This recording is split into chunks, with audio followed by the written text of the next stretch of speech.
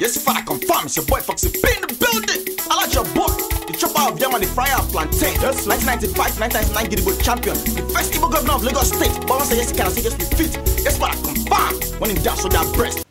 Yes, for that confirms your tal Foxy P in the building. I like your boy Chopper of them and the fryer of plantain. Chilling, welcoming you to another episode of the Africa Today show. Today is Friday, December the 5th, the day of our Lord, and I want to appreciate every single person who's watching right now. I'm going to jump right into it. I'm going to start from East Africa, over in Kenya, where the story is hitting us. Al-Shabaab, that's the terrorist organization, has been killing people. These guys, they've been doing all kinds of craziness, all kinds of nonsense. You heard about the mall that they held up, where they killed about 70-something people. They held up a mall in Kenya for over 3 days. You heard about that. Now, the Kenyan police cracked down on them. I talked about it on 2 episodes ago of Africa Today show, where I told you guys that the police cracked down on them, went into different mosques, and were looking for people that were terrorists or have ties to terrorists. But I did express my concern about the fact that it seemed like the net was too wide. They went there, they said they captured like 300 and something people, and then they released about half of that number in the first 3 days, which means that it seems like they catch people where they're supposed to catch and more. It was too wide. They didn't really focus too much. So Al-Shabaab, they came back at them hard. What did they do? The first thing happened 2 weeks ago, where they go one bus, where does they go, and you know, that's so they stop the bus. They tell anybody where they be Muslim, when they come outside, they can't test the other people, because you know some people go kaku. You go pretend. Because like, no, me, I'm Muslim too. I'm Muslim too. Look at my face. They say, oh yeah, you quote Quran. They were unable to quote Quran, and what now happened? They bring them out, they shoot them, they kill about 27, 28 people that day.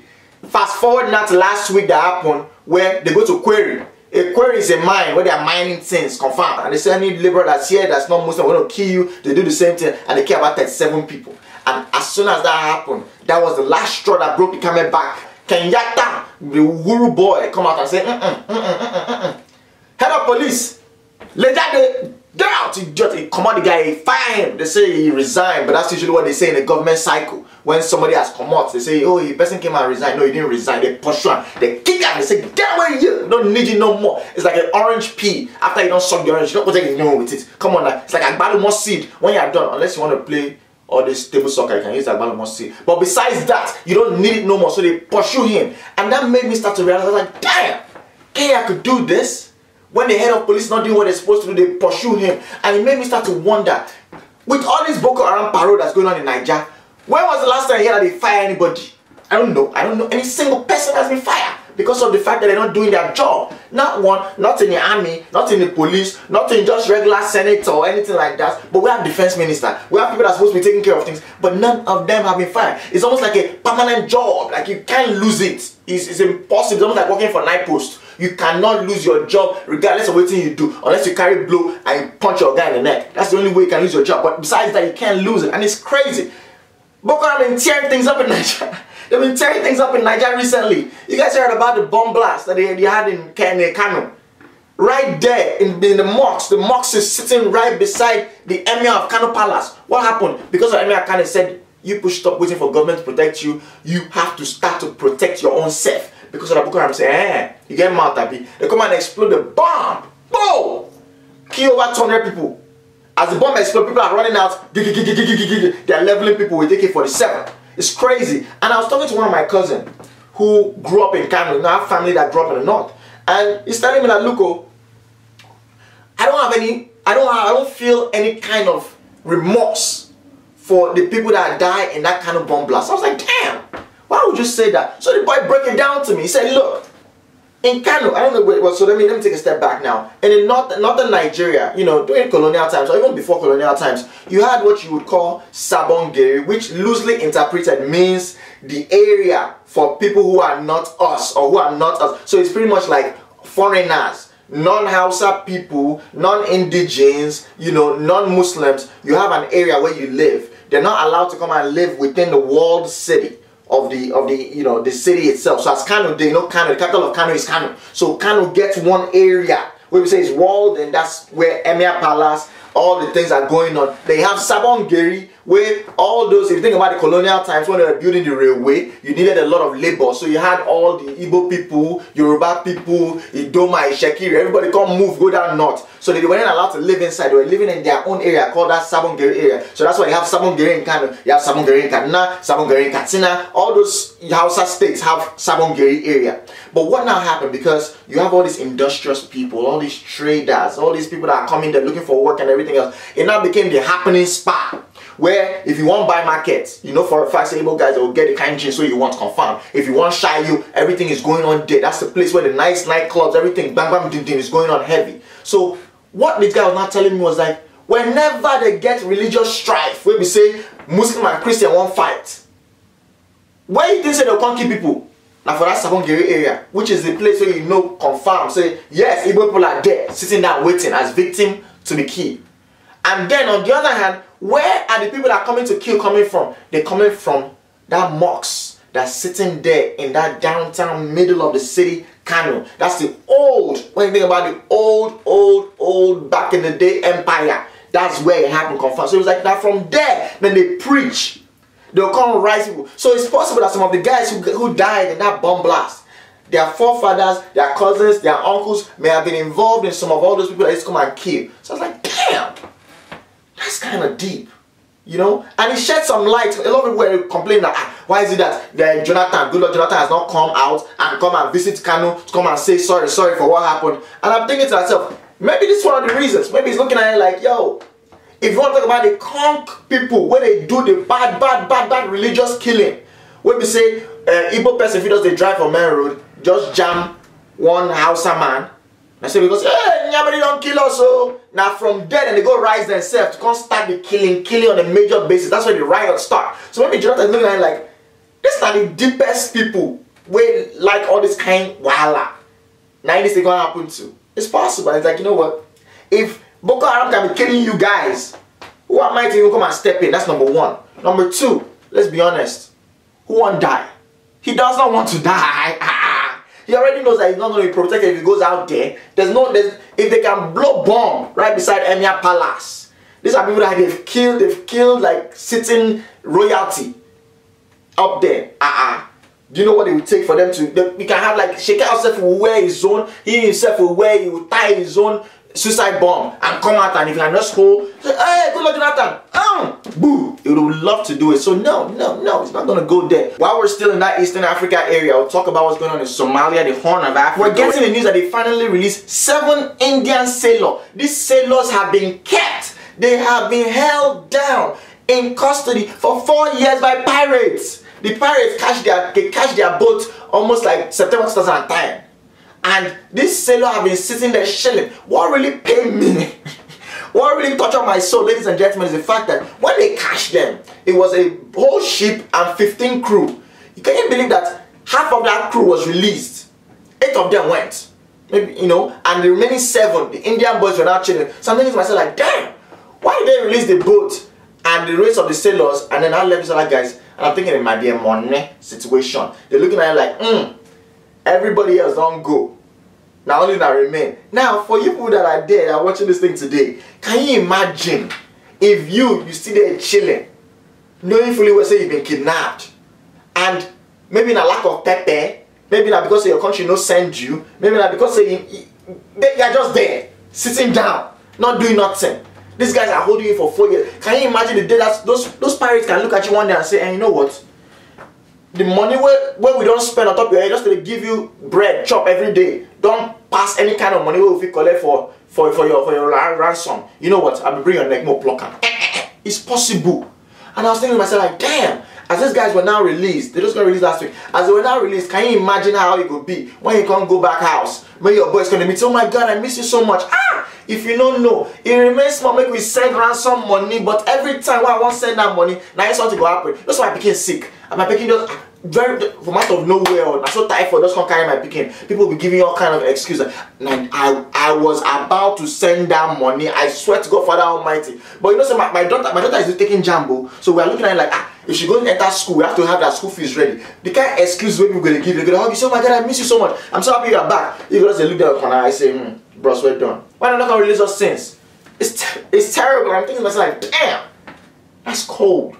4 years. Of which are saying that there's still a whole bunch of people that have been kidnapped for even longer than that. Or people from countries that don't even send a message no more. All those children that are from those deep Sri Lanka. Because you know, when it comes to being a sailor, sailing is kind of like the last frontier. I mean, everything is short of being like an astronaut that's going out into space. If you're seeking adventure, if you're someone who likes to work hard, someone who doesn't have really tight routes to anywhere, and you just want to travel, you just be a sailor in a year. Who know the kind of places where you go reach? So it's something that a lot of poor children look forward to. Especially people that were born on the coast. If you're born on the coast of the Indian Ocean, Atlantic Ocean, you know, it's something that you definitely want to do. It's a good way to make money. You go out there, you make your money, when you come back home after like 6 months with all kinds of stories and everything else, take care of your people, stuff like that, but you're not tied down to any particular spot. So it's a lucrative, I wouldn't say lucrative like you make a lot of money, but it's not bad. It's a good way to earn a living without you needing any kind of education or any kind of background, even if you don't go to school for them. As far as when they say raise the sail, you do what,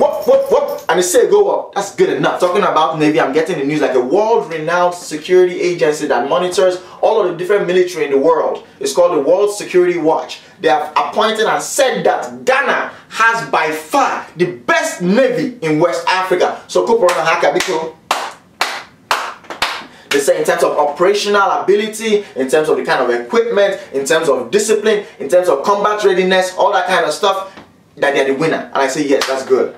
I give them hand. So they recently announced this, and what I loved about the announcement, one of the admirals, one of the Ghana admirals, while he was announcing it to the troops, he said, look, also to the retirees or people about to retire, if when I go outside, one go do business, man, I take it easy. And this thing he was saying just made so much sense to me, because me, I have a lot of friends who their parents are in the military.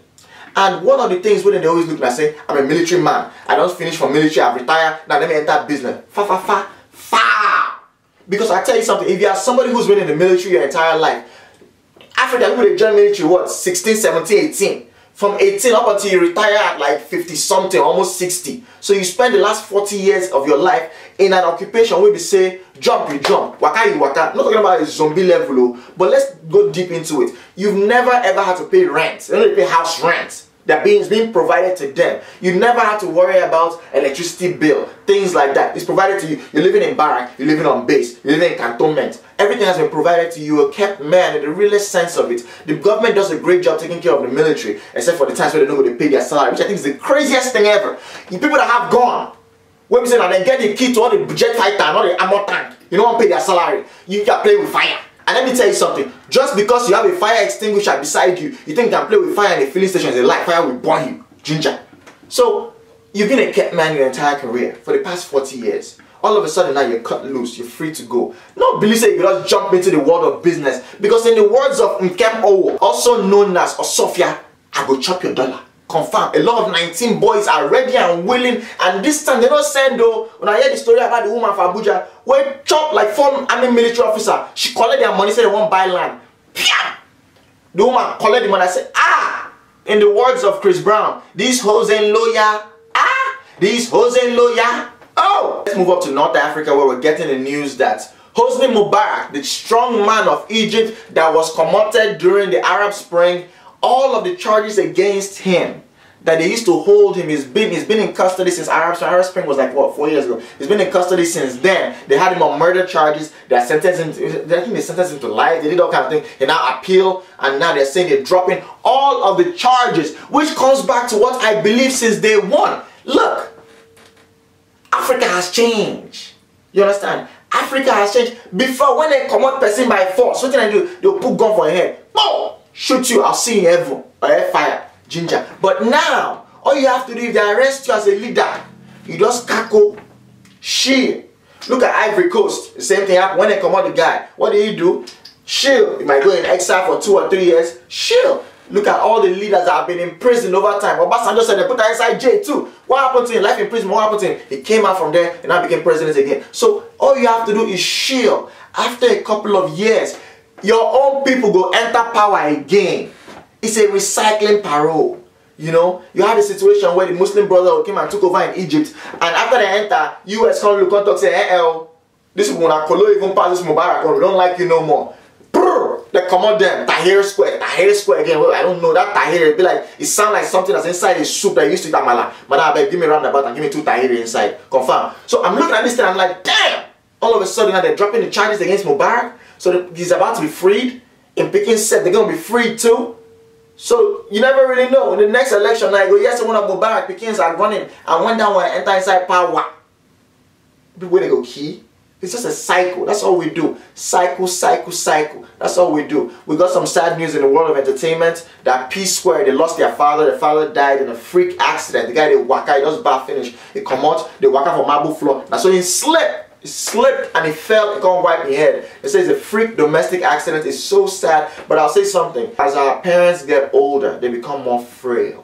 You know, those things we consider to be freak accident, but I wouldn't really say it's a freak accident. People fall, and as you get older, your joints are weaker, your bones are weaker. A fall, if you ask people where they work for nursing home, once all these old people, once they get that fall, once they fall, like they fall, they break their hip, they break their leg, they break something, it's much more significant. It's something we have to watch out for, ladies and gentlemen. When your parents are getting old, everything that matters to change the floor plan of your house. I have a lot of friends that will say, you know, when it was big, like the 80s, when your popsy buy land, or 90s, your popsy buy land, they go build duplex, you know. So the parents, their room is upstairs. But over time, as the parents are 60, 70, they move the room from upstairs to downstairs. So that guest room where they downstairs has now become the parents' room. Because of why? You won't be climbing steps up and down constantly. It's things that you have to do. Even though now you enter inside bathtub, some people give you their bathtub, it be like high jump. As in their bathtub is like an Olympic style high jump. You're going to say, how can I climb over? When you're getting older, there's nothing wrong with you installing a small door where your parents can open that door and enter inside. You have non-slip inside the tub and even on the carpet. I'm telling you guys, you have to think about this, especially those of us that live away from our parents.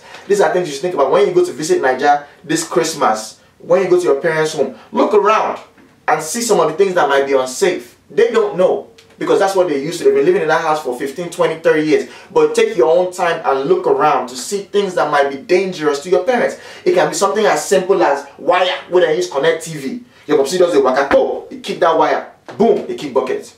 So you have to be very, very careful. So my condolences go out to the PSquare family. Also getting the news that Jude, who's their manager, and their big brother, he just had a baby daughter. So we thank God. You know, God knows what he's doing. And as he's taking, he's also giving. You know, and I wish them the best. Talking about people's father, we're having a situation now with one of my idols, someone I look up to die, Femi Kuti. We're getting the news that he get 5 Pekin, ladies and gentlemen, boys and girls. And he found out that out of those 5 Pekin, 2 are not his own through a DNA testing that he did. Now, this news was dropped, I believe it was like last week or the week before. It was all over the blogs and everything else. But I didn't really speak about it because there were news that was coming out. Femi came out and said, look, he said it on Twitter, like, look, this news is an old news. This thing has happened 8 years ago. I don't know why you guys are just bringing it up now. It seems like somebody went back to an old interview I did or something like that. But he had a lot of problem with it. He said, look, I already talked about this. It had been 8 years ago and I talked about it then. And we've already gone over it. I had 5 children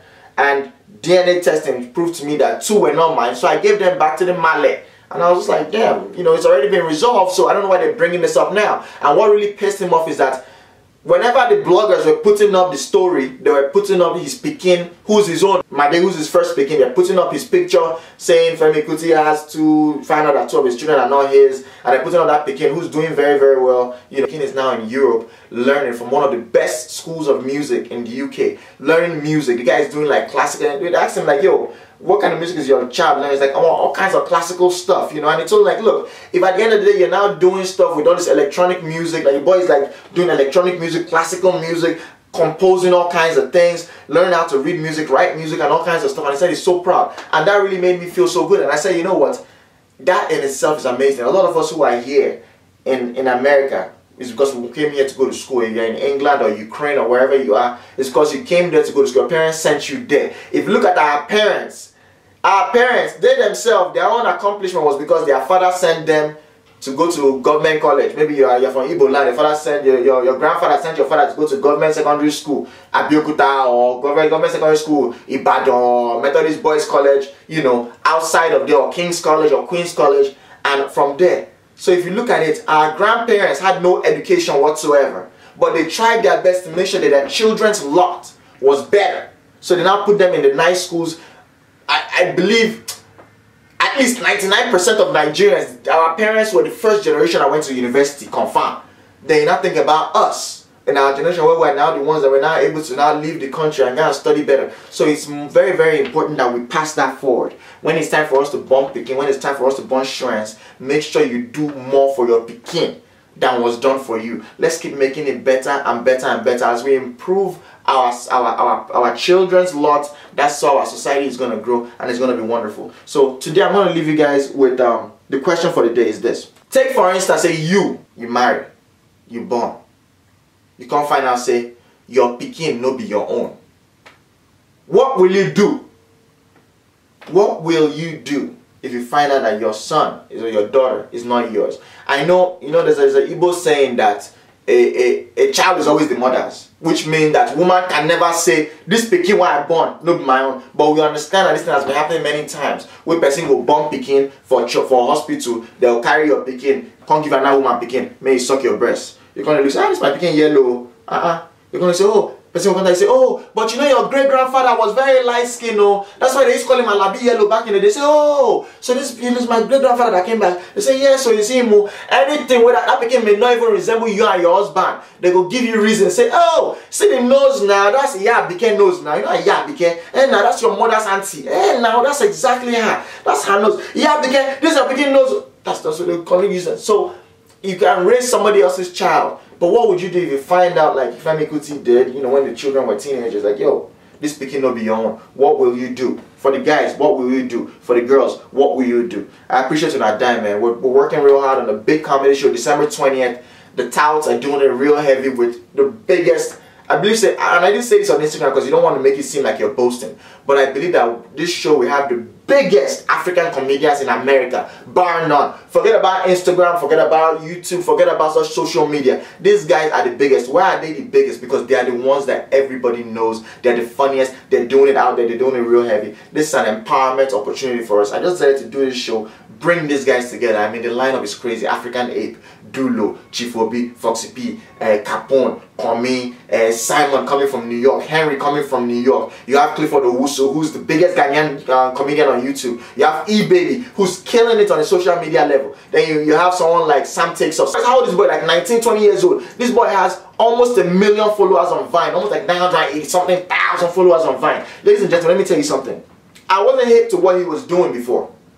Because there's a way that we, as the other comedians, when they look, say, stand-up comedians look down on people who do like all the YouTube stuff. YouTube people look down on Instagram people, and Instagram people look down on Vine people. Basically, stand-up comedians say, I'm out there in the crowd doing my thing. You just stay there for your house, they record video. If you know sweet, you go do them again. Whereas me on stage, I have to be on point 24/7. So I'm the real comedian. Then, person when they do YouTube go say, me I they construct my whole skit with all the props and everything. I do a full skit for like 5 minutes or 10 minutes. But then Instagram people, 15 seconds, now they do. That's not creativity, that's laziness. Then Instagram people come and say, me I do 15 seconds, my neck, 15 seconds now they do, but Vine, 6 seconds. 6 seconds, and now that's not mess. I feel just put camera. That's my Vine video. Is that comedy? So we can be looking down on each other like boom, boom, boom. But I'll tell you something. If somebody has over 1 million people co-signing what you do, I don't care what it is. I don't care if that vulcanizer you they do. I don't care if that shin they say. If you have 1 million people saying that, yeah, you're doing a great job. You're doing a great job. So as soon as I see that, I just throw it 2 hands up. I say, these are young kings. So across the board, we call the show African Princes of Comedy X-Men Show, because I truly believe these are the princes of comedy, and a prince is going to do what? Become a king. So we have to empower ourselves. So anybody, if you may come through December 20th, come through. If you have to fly down, this is going to be a great show. Ginger, nobody say anything. It's going to be an amazing show. Come here, come and see greatness. Now, so the Night of 1,000 Laughs started. That's how it started. People are like, oh my God, how can you have 14 comedians in one show? Yes, we're doing it because we're trying to build greatness. And if we don't do it, nobody else will do it. So I appreciate you so much, man. Thank you guys so much for watching the show. I see some people enjoyed that last show. We talk about UNICEF, with the toilet parole and everything else. The inspiration behind that show was because somebody told me that Africa Today's show is a shitty show. So I said, damn, Africa Today's show is a shitty show.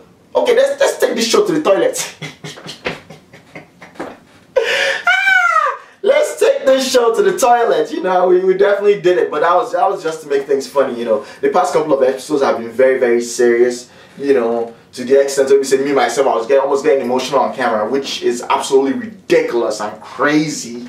You know, even when I edit the video, I can't listen. Wait till they worry yourself. Strong your chest, idiot, you know, but the content has been really, really heavy with, like, you know, all that Mike Brown situation, all the Boko Haram stuff, and bring our girls back and everything. So I was like, you know what, why don't you just do some stupid humor? And there's no more stupid you can get than scatological humor, all that shit and mess kind of stuff. It's the lowest of the lows. You know, so I appreciate the fact that you guys enjoyed it. You know, every once in a while, just throw you guys a curveball, just to keep the excitement going. You know, I think one of the beautiful things about this show is that you never know what's going to happen.